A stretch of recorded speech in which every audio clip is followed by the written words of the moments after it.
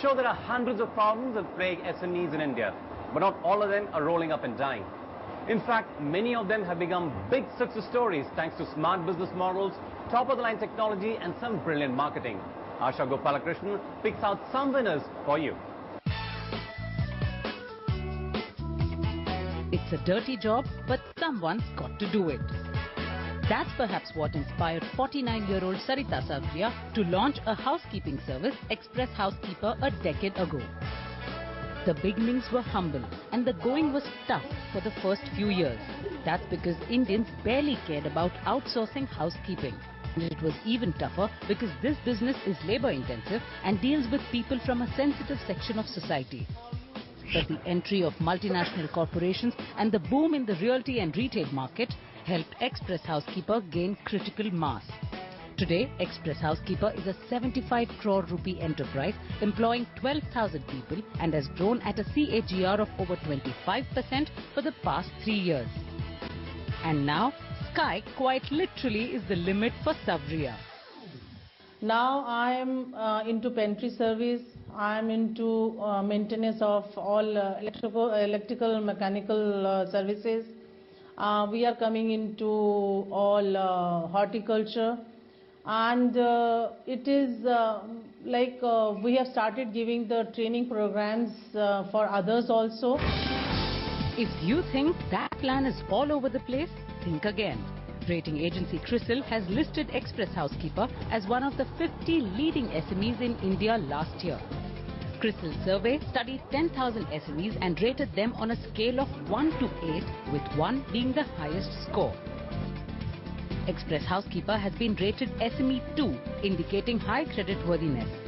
CRISIL's analysis is based on 3 risk factors: business, management and financial risks.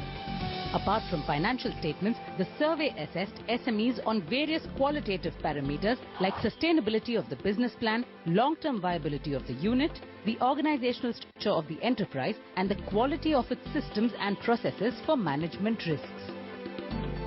The business strength of these companies, business growth, client acquisition, how well have these companies grown over the last few years, how steady has been the business, what is the underpinning robustness in terms of their business model. One of the other companies picked by CRISIL is medical equipment and hospital furniture manufacturer Janak Healthcare, which has been rated SME 1, indicating highest creditworthiness. Janak Healthcare boasts of a list of top-notch clients including Leelavati Hospital, Tata Memorial and Bombay Hospital Trust. This 30-year-old company has a gamut of products under its furniture, imports and home care divisions, and says it's turning into a one-stop shop for all healthcare-related equipment. The company clocked sales of over 100 crore rupees last year and has been growing at a CAGR of 27% for the past 3 years. It takes a lot to stay ahead of the curve, given that there are close to 200 medical equipment manufacturers in India.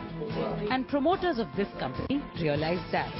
So last year, they sold a majority stake to US-based examination and ambulatory furniture maker Midmark Corporation for an undisclosed amount.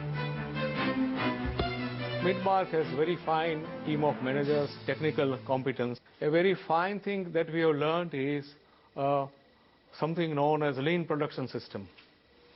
So what we are going to see at Janak coming is, ready stock of goods, which was never happening. We had long delivery periods. We are reversing this situation. Well, if synergies are important, so is innovation. And here, it's important to mention biofuel and herbal nutraceutical company Nandan Biomatrix, which makes energy-saving products and products for therapeutic usage. The company has a turnover of about 100 crore rupees and has grown at a CAGR of nearly 40% in the past 3 years. The company has formed a joint venture with BPCL and Shapoorji Pallonji to produce 1 million tons of biodiesel, cultivate 1 million hectares of jatropha, and generate employment for 1 million people.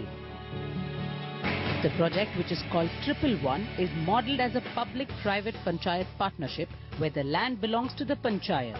The company supplies the planting material and the process is linked with the government's National Rural Employment Guarantee Scheme or NREGA, and the company shares 50% of its revenues with the local panchayat. We work at the bottom of the pyramid, which is we operate at a very low cost, operations. It's a low cost, initiative. We have taken it up, so we ensure that costs are controlled.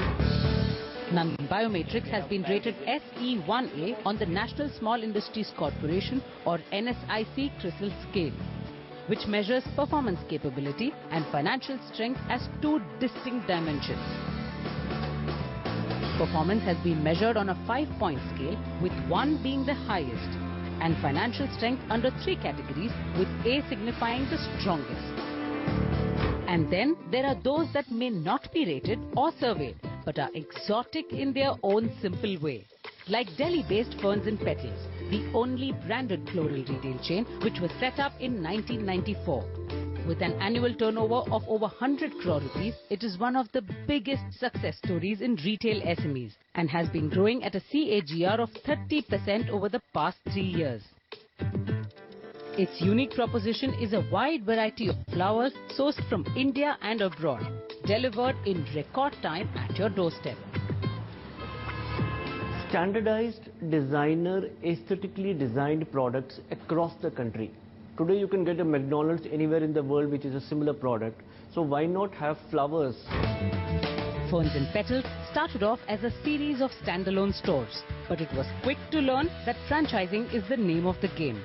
Today it has about 100 branches, most of which are franchisee owned.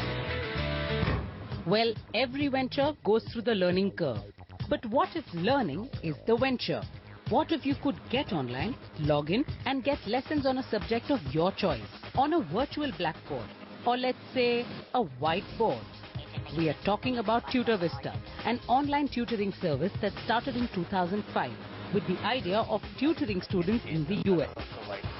So that I can start the audio call. Today, it boasts of a network of 10,000 students serviced by 1,700 employees. British publishing group Pearson has increased its holding from 16% in 2009 to 76% today, valuing the enterprise at 960 crore rupees. Tutor Vista is an attractive proposition as students get affordable services and highly qualified teachers who work from home. Tutor Vista broke even in 3 years and says that the secret to profitability lies in having a solid revenue model. All our teachers work from their home, use their computer, their furniture, their internet, their electricity. So that way we keep the capital expenditure low, the business model is scalable. This in turn helps us to offer at $100 a month a service otherwise which will cost the consumer $40 per hour.